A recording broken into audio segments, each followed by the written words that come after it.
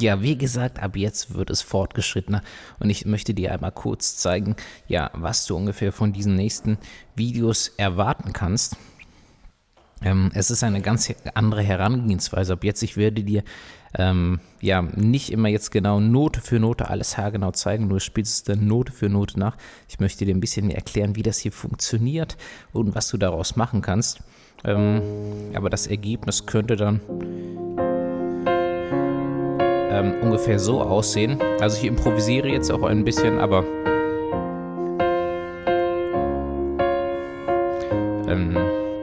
jetzt spiele ich zum Beispiel die Melodie.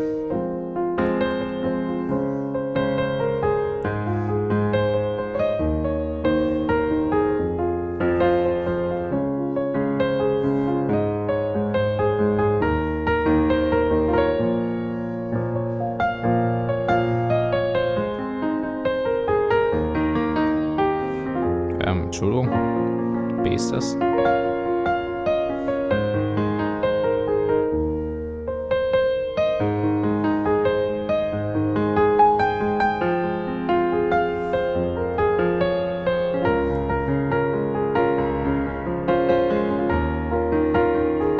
Und so weiter. Ja, also übrigens, vielleicht ist dir aufgefallen, ich habe mich gerade 2-3 Mal verspielt. Weil ich ein bisschen improvisiert habe, würde ich mich jetzt irgendwie festlegen, könnte ich das natürlich auch. Aber wie gesagt, ich möchte dir ein bisschen erklären, wie das funktioniert, was ich hier genau mache. Ja, und die Basis von dem Ganzen sind Akkorde. Wenn du schon mehrere Piano-Tutorials von mir gesehen hast, kennst du das schon ein bisschen. Ich zeige dir gleich, wie du die Melodie findest, zeige dir aber auch ein bisschen konkreter, wie die Melodie gespielt wird. Es wird ab jetzt allerdings deutlich umfangreicher von Anfang an, aber du kannst es schaffen. Ja, erstmal heute in diesem Video die Strophe, die erste Strophe beziehungsweise das Intro. Da hatte ich das ja schon ungefähr so. Kannst du das ja jetzt schon spielen? Und vom Prinzip her ist das sogar auch, also das ist schon sehr nah dran am Original, zum Teil ist es sogar das Original. Aber wenn du jetzt die Melodie dazu spielen musst, müssen wir ein bisschen umdenken. Und ich möchte dir deswegen erstmal zeigen, was es genau ist. Nämlich das erste, dieses hier, ist der F-Moll-Akkord. Das sind die Töne F, Ass und C. Also, zuerst haben wir das Ass hier weggelassen, aber so ist es der F-Moll-Akkord. Und dieser F-Moll-Akkord, den kann ich auf der gesamten Tastatur spielen. Nämlich sind die Töne F, Ass und C. Und du weißt, hier gibt es auf der Tastatur wie 2 schwarze Tasten, 3, 2, 3, 2, 3. So, es wiederholt sich nämlich alles. Nämlich wir haben hier, guck mal, das hier sind alle unterschiedlichen Töne, die wir haben. 1, 2, 3, 4, 5, 6, 7, 8, 9, 10, 11, 12 verschiedene Töne haben wir nur. Und danach geht es wieder von neu los. 1, 2, 3, 4, 5, 6, 7, 8, 9, 10, 11, 12 und nach unten das gleiche. Ich habe hier 88 Tasten, aber nur 12 verschiedene Töne. Die sind in unterschiedlichen Oktaven. Tiefes C, mittleres C, hohes C, noch höheres C. Ne? Aber alles C, und wenn ich die zusammenspiele, klingen die alle gut. Und nicht nur das C klingt gut, nämlich wenn ich jetzt hier F, Ass und C habe, das auf der gesamten Tastatur wiederhole. F, Ass, C. Ich gucke mal, ob ich noch mehr greifen kann. Ass, C, F, Ass. Ne, das sind alle Töne, die ich gerade greifen kann. Das sind nur 3 unterschiedliche Töne, nur F, Ass und C, F, Ass und C, F, Ass. Das C oben kriege ich nicht mehr. Wenn ich die zusammen anschlage gleichzeitig, klingen die zusammen sehr gut. Und nicht nur so, ich kann noch höher gehen. Es ist nichts anderes als F, A und C, was ich mache. Wenn ich jetzt tiefer gehe, hier irgendwann klingt es nicht mehr schön. Dann spiele ich halt nicht mehr so viele, sondern halt nur noch das F unten. Das klingt dann wieder. Ja, wunderbar. So, und das ist der erste Akkord, den wir brauchen. F-Moll. Und von da aus geht's. Achso, das wäre übrigens eine Übung. Dass du das mal jetzt gleichzeitig anschlägst, entweder mit dem Daumen, Zeigefinger und dem Ringfinger oder Daumen, Mittelfinger und Kleinfinger. dass die gleichzeitig angeschlagen werden und wirklich nicht so, sondern so. Und auch mal leise. Ja. Dass es auf jeden Fall sauber funktioniert. Das ist ein bisschen Übung natürlich. So, was gibt's noch? Also, F-Moll, das ist der erste Akkord. Wir brauchen jetzt in der Strophe erstmal 4 Akkorde. F-Moll. Jetzt kommt der zweite Akkord. Das ist der Cis-Dur-Akkord. Das sind die Töne Cis, F und As. Beziehungsweise und Gis. Ja, bleiben wir mal, wenn wir jetzt hier F-Moll haben, wäre es sogar, man kann dazu Cis-Dur sagen oder Des-Dur. Richtiger wäre es sogar in dem Fall von Des-Dur zu sprechen. Das ist dann kein Cis, sondern ein Des. Das ist jetzt ein anderes Thema, das geht zu weit, aber es ist das gleiche letztendlich, was er klingt. Also der linke von den 2 schwarzen Tasten, hier das F und hier der mittlere der 3 schwarzen, das As. Das ist Des-Dur. Das ist der zweite Akkord und auch den kann ich natürlich überall spielen. Des, F, As, Des, F, As, Des, F, As, Des, F, As, Des und auch unten. So, und jetzt kann ich auch mal die beiden Akkorde zusammenspielen, F-Moll und Des-Dur. Und wenn ich genau hinschaue, sehe ich, dass diese beiden sich nur durch einen Ton unterscheiden. Nämlich hier, As und F bleiben die ganze Zeit. Das Einzige, was gewechselt wird, ist das C zum Des. Und das Des kann ich auch hier oben spielen. Und von daher muss ich nur hier den kleinen Finger oben auf die schwarze Taste legen. Und das hier ist zum Beispiel eine Übung. 1, 2, 3, 4, 1, 2, 3, 4, 1, 2, 3, 4, 1. Wenn dir das jetzt noch zu langweilig ist, keine Sorge, das ist eine ganz wichtige Basis, um später viel mehr daraus zu machen. Und jetzt kommt der nächste Akkord. Der dritte, das ist der Akkord As-Dur. Die Töne As, C und S. Und den kann ich auch so spielen. S, As und C.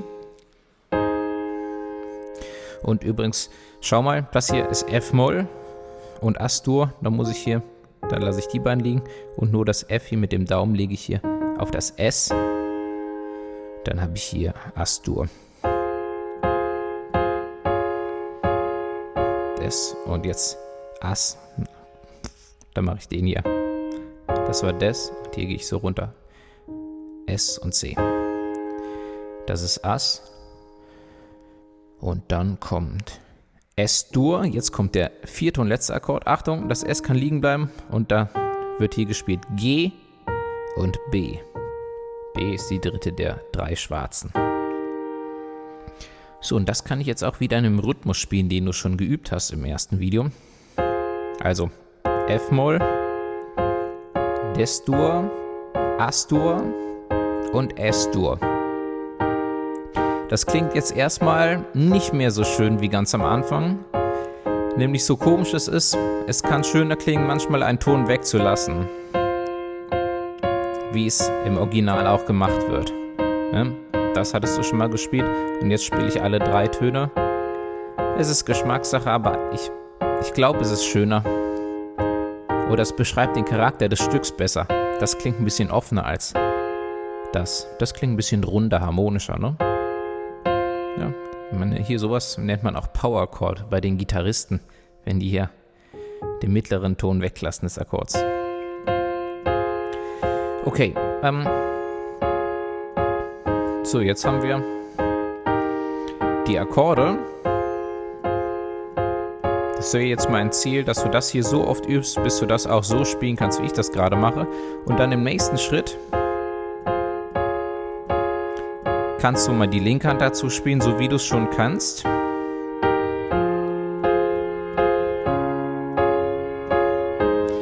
Und dann noch einen Schritt weiter, aber das würde ich dir raten, erstmal mit der linken Hand alleine zu machen. Ich zeige es dir trotzdem schon mal zusammen. Die linke Hand hier in der Oktave zu greifen. Und auch wieder schön achten, dass es sauber angeschlagen wird. Nicht irgendwie so, sondern Da muss eine gewisse Spannung, eine Grundspannung drin sein, aber bloß nicht verkrampfen. Im Gegenteil, letztendlich soll es sehr locker sein. Beim Anschlagen ist schon hier der Griff wichtig, aber beim Loslassen muss es schon wieder komplett locker sein, sonst kriegst du hier nachher noch eine Sehenscheidentzündung, wenn du hier zu sehr verkrampfst. Das hier sieht jetzt bei mir noch so leicht aus, aber wenn du ganz am Anfang bist, erfordert das sehr viel Übung, dass du das wirklich dann auch langsam machst. Aber du schaffst das. Teile es ruhig einfach über ein paar Tage auf. So lang kannst du es ja noch mit einem Finger spielen. Das ist okay. Und dann kannst du halt irgendwann hier beide Hände zusammennehmen. So, jetzt hast du die Akkorde schon mal in der Übersicht. Das ist super.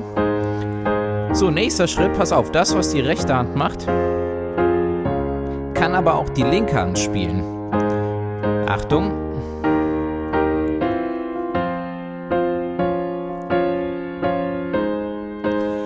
Ja, und ein bisschen anders halt.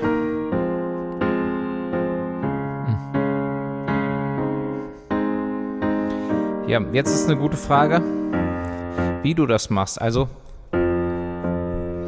vielleicht ist es sogar in der Oktave am besten von der Figur. Dann kannst du es so lassen, wie es davor war. Bam, bam, bam. Nämlich genau wie die rechte Hand das spielt, klingt es auch nicht. Das hier klingt noch. Allerdings das nicht mehr. Zumindest nicht so gut, weil eigentlich das Cis der Grundton ist und der müsste hier runter. Also so würde es gehen. Wenn du diese Figur bevorzugst, empfehle ich dir das halt so: F unten, Des unten, Ass unten und S unten. Noch einmal. Des unten, hier Ass unten und. Oder halt so. Das Problem ist, wir haben ja leider nur 2 Hände, deswegen können wir das nicht. Können wir es nicht so lassen, wenn wir im nächsten Schritt die Melodie dazu spielen wollen. Aber das möchte ich jetzt mal machen, weil es einige gibt, die sich nicht nur begleiten wollen, sondern die wollen auch die Melodie spielen. Der Einfachheit halber und nicht der Einfachheit halber, ich mache das sehr gerne in der Oktave unten. Bleibe ich jetzt mal gleich und jetzt spiele ich die Melodie. Achtung.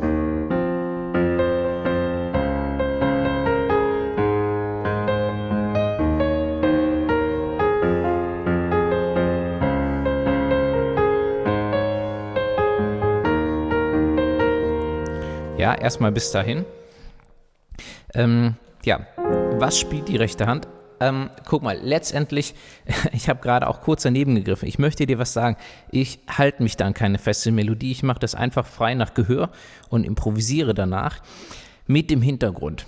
Der Sänger, ich kann es dir fast garantieren, wenn du dir verschiedene Live-Versionen anhörst, ich weiß nicht, ob es verschiedene bei YouTube gibt, aber mal angenommen, du besuchst ein Konzert von ihm, hörst die CD-Version, dann eine Live-Version bei YouTube und dann besuchst du noch ein anderes Konzert von John Legend.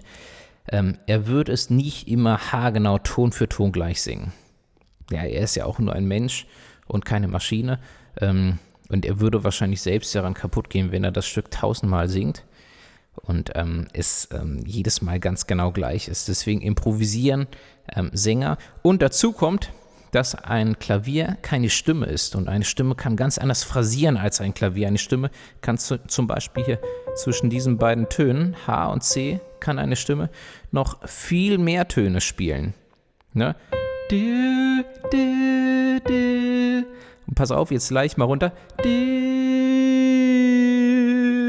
Ja, ich habe gerade ganz, ganz viele Töne gesungen, die genau dazwischen liegen. Bis ich bei diesem Ton angekommen bin. Und ja, das nennt man Phrasierung. Und da gibt es halt, ja, ein Sänger phrasiert einfach, vor allen Dingen hier so ein großartiger Sänger wie dieser John Legend, der phrasiert dann nochmal ganz anders, als ich das am Klavier überhaupt umsetzen kann. Deswegen habe ich auch nie eine ganz feste Melodie. Ich gebe dir eine Richtlinie mit, was du spielen kannst, empfehle dir aber deutlich auch nochmal zu hören, in einem YouTube-Video dem Sänger zuzuhören, was macht der da, dann kannst du da vielleicht mitspielen. Und ja, oder eventuell halt deine eigene Phrasierung, die du selbst, die für dich vielleicht einfacher umzusetzen ist oder ja, wo du einfach mehr Spaß hast, die entsprechend umsetzen. Okay, ich hoffe, du hast das verstanden. Übrigens, wenn nicht, schreib mal in den Kommentar, bitte, ob das so klar war oder nicht. Okay, so, pass auf. Strophe, die Melodie in der Strophe. So, das war fast alles nur dieses C. What would I do with a da da da? Ich kenne den Text zugegeben nicht. Also erst links. 1, 2, 3.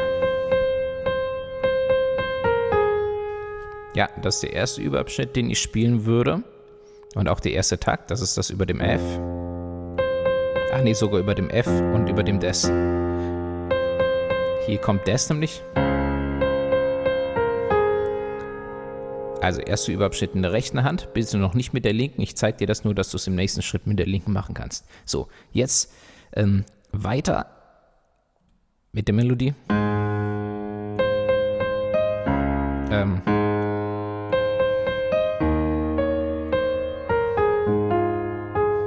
Also quasi, ich muss nicht ums korrigieren, wahrscheinlich spiele ich hier besser mit dem Daumen das C.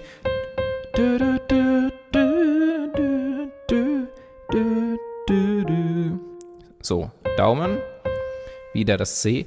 C, C, C, S mit dem Mittelfinger, Des mit dem Zeigefinger, C mit dem Daumen, B, Ass, F.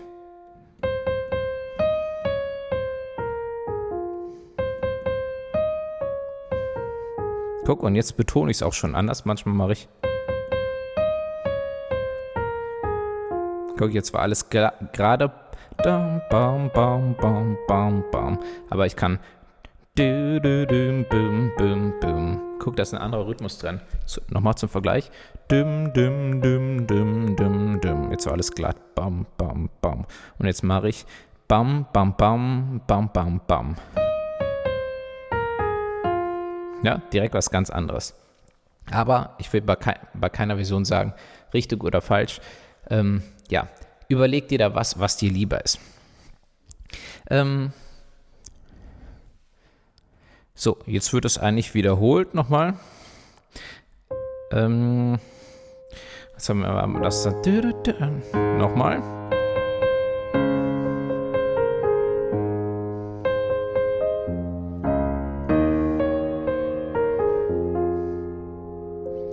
Achso, da kommt dieses Got my heart spinning. Ja, also jetzt geht's weiter, dieses Got my heart spinning. Got my heart spinning. Ja, got my heart spinning. C, C, Des, C, Ass. C, C, Des, C, Ass. Das ist der nächste Teil. Und jetzt der letzte Teil. No kidding, I can't Entschuldigung. No kidding, no kidding. I can't be.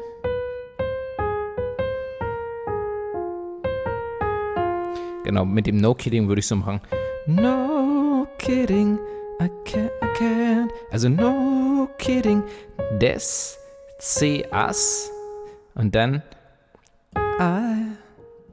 B, I can't. C, B, Ass, F. Ja, also übrigens, ich lasse das extra drin. Du hast gerade gesehen, wie ich ein bisschen die Melodie gesucht habe. Ja? Ich lasse es extra mal drin, nämlich das ist ein bisschen die Vorgehensweise, ja, die ich dir in gewisser Weise empfehle. Nämlich, du hast gemerkt, ich habe die Melodie gesungen, ich habe die Melodie im Kopf quasi, ich habe mir das Stück oft angehört, dass ich die Melodie im Kopf habe und dann habe ich sie gesungen und die einzelnen Töne gesucht. Da, da, da, da, da, da, da, da. das ist ein bisschen fortgeschritten, ja. Ich habe die Töne dir extra auch nochmal gezeigt, dass du jetzt nicht alles ganz blind suchen musst. Für den Anfänger ist das natürlich schwierig. Es hängt auch ein bisschen davon ab, wie viel Erfahrung du in deinem Leben, wie viel in Verbindung du mit Musik gekommen bist, wie schnell du diese Töne finden kannst. Ja, da gibt es auch sehr große Unterschiede. Egal wie dein Fortschritt da ist, du kannst dann natürlich glücklich sein, wenn es schnell klappt, aber wenn es nicht so schnell klappt, brauchst du dir gar keinen Kopf zu machen. Das ist ein bisschen Übung und in meinen Videos arbeite ich sehr, sehr, sehr viel auch damit, sehr oft, und ich habe auch ein paar extra gute Übungen. Schau mal auf meiner Seite werdemusiker.de vorbei. Da habe ich auch entsprechende Kurse, die auch solche Sachen abdecken. Du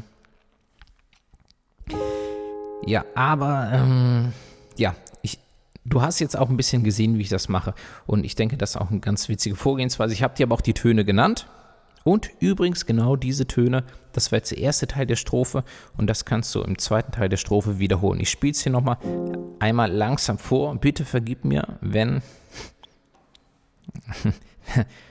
es leicht von dem abweicht, was du vorhin gesagt hast. Lass dich davon nicht durcheinander bringen. Es gibt gar keinen Grund dazu. Ja. Konzentriere dich übrigens auf meine rechte Hand. Meine linke Hand, da spiele ich jetzt die Akkorde. Diesmal nicht so, sondern da kannst du dich vielleicht später nochmal anschauen, dich davon inspirieren lassen.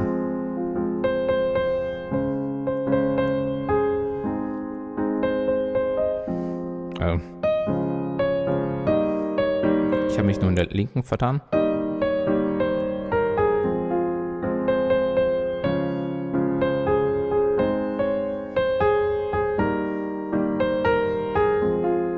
Und jetzt wird es wiederholt.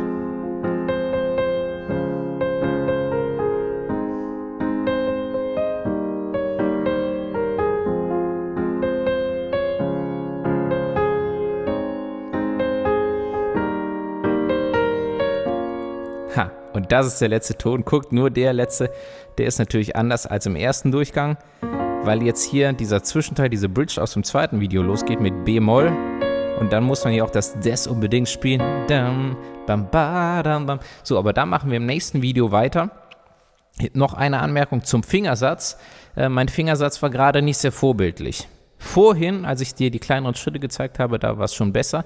Das lag daran, dass ich habe halt die Melodie gerade improvisiert, und deswegen habe ich mich kurzfristig entschlossen, welcher der nächste Ton ist. Deswegen konnte ich nicht wissen, wie ich die Finger genau entsprechend vorbereite. Such dir deine kleinen Schritte raus und achte darauf auf den Fingersatz. Ja, also das kannst du hier ruhig mit diesem Fingersatz spielen. Und so habe ich es dir vorhin gezeigt. Guck mal hier mit dem Übergreifen. Wenn der Daumen spielt, greift hier der Finger über. Und dann wieder mit dem